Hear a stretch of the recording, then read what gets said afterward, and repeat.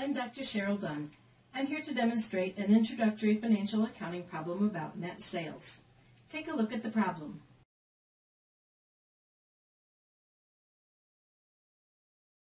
Let's start by making the April 1st journal entry to record the initial sale. Because this is a credit sale, ManIron debits accounts receivable and credits sales revenue. So on April 1st, we'll debit accounts receivable for the $20,000 sale amount, and we'll credit sales revenue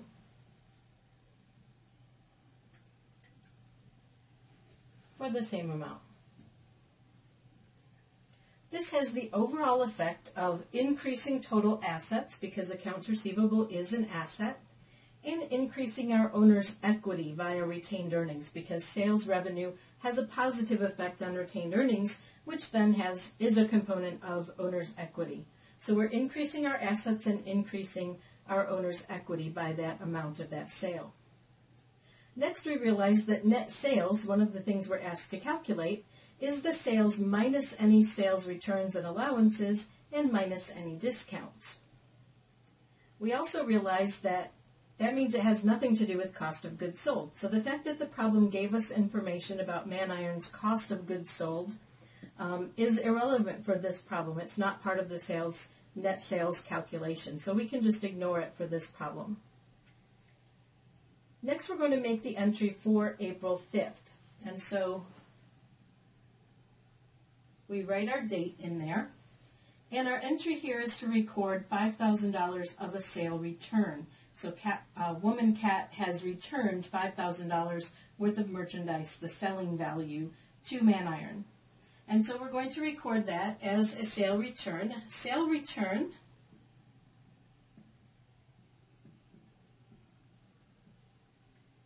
and often we call this sales returns and allowances, is what we call a contra revenue account. The prefix contra means goes against. And so in this case, our contra revenues go against our revenues, thereby reducing the overall amount of revenue. And so by debiting this contra revenue account for $5,000, that's going against the credit amount that we had originally entered in our sales revenue account. So if we were to look at the initial net sales amount, it would be the sales revenue minus the returns and allowances, which would make it a $15,000 net sale value at this point. When we debit the sales returns and allowances, we're going to credit the accounts receivable account for that same amount of $5,000. And that's because now that Woman Cat has returned that much of the merchandise, that company no longer owes as much as they did before. So instead of owing $20,000, they now own the difference between these two, which is $15,000. Next, we're going to look at the sales discount. The credit terms that were given, which were 110 net 30, indicate that Woman Cat can take a 1% discount if payment is made within 10 days, which is by April 11th, given that the initial sale was made on April 1st. And so by April 11th, if payment is made, then Woman Cat can take a 1% discount. Otherwise, the full amount, which is what we call the net amount, is due within 30 days. So that would be by May 1st. Okay? Now, because Woman Cat did pay before the 11th, because payment is made in full on April the 9th, that means that we are going to take that $15,000 net sale value at that point and multiply it by 1%, which gives us a discount amount of $150. When we record the debit to cash then, instead of recording a debit of $15,000, we're going to debit $150 less than that. So we take the $15,000 and we subtract $150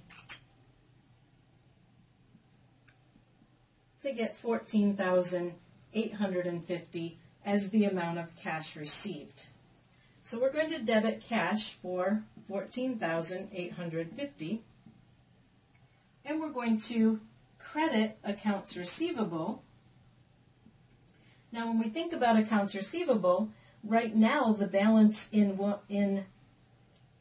ManIron's account receivable attributable to these transactions is $20,000 minus $5,000, so a total of $15,000 that it says that Woman Cat owes to ManIron.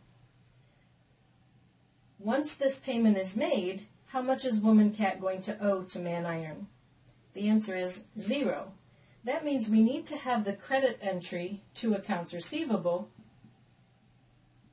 be for the entire $15,000.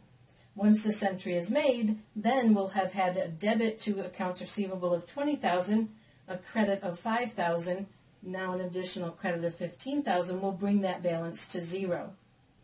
The problem is now our debits don't equal our credits in our journal entry, and that's because we haven't recorded that sales discount yet. So we've got that remaining $150 that represents our sales discounts. To increase sales discounts, because it is also a contra revenue account, that means it normally has a debit balance and it increases with debits. And so we're going to debit the sales discounts account for that $150. Then our total debits equal our total credits, and our journal entry is in balance. Overall, this final entry has the effect of actually decreasing our assets, because our cash asset goes up by $14,850, but our accounts receivable asset goes down by $15,000. So overall, our assets go down by $150, and our overall equity also goes down by $150 because the sales discount is increased, but that has the effect of decreasing overall revenue, which decreases overall retained earnings, which is a component of owner's equity. Okay, so the answers to the question here when it asks for net sales, this is the net sales amount. This is our sales, which were initially $20,000, minus the sales returns and allowances, which were $5,000, and minus the sales discounts, which were $150. And so if we take $20,000 minus $15,000 minus $150, we get $14,850. So that's the net sales amount. And then the 3 journal entries that it asked for are these 3 that we made. Thank you for viewing this demonstration. I hope you found it helpful.